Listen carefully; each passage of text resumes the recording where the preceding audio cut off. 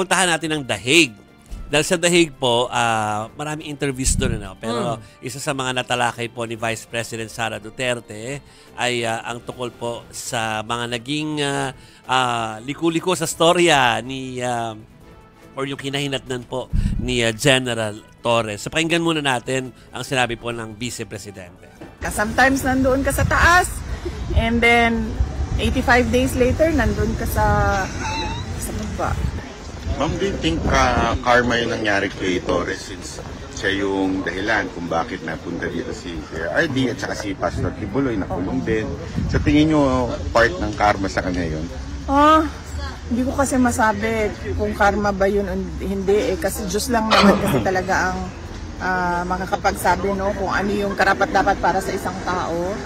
So, siguro part lang yun ng journey niya sa buhay niya. Sometimes nandoon ka sa taas, and then 85 days later, nandun ka sa baba.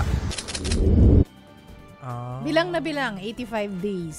What a journey. Part ng journey. What a journey it has been.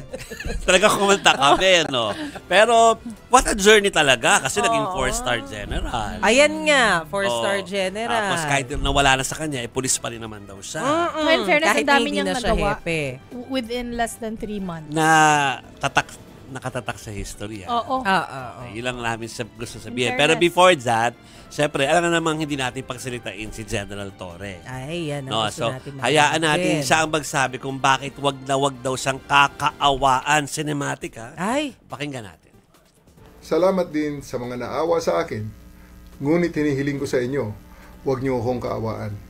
In spite of my abrupt removal as Chief of the Philippine National Police, okay po ako. Kung meron man tayong dapat kaawaan, iyon ay ang milyon-milyon nating mga kababayan na paulit-ulit na nagiging biktima ng palagiang pagbaha. Sila ang tunay na nangangailangan ng tulong at kalinga sa panahon ngayon. Inuulit ko na wala akong sama ng loob sa ating Pangulo. Nauunawaan ko na kailangan niyang gumawa ng mga mabibigat na desisyon.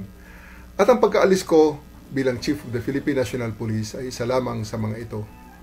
Pulis pa rin naman ako, and I serve and I still continue to serve at the pleasure of the President and of our country.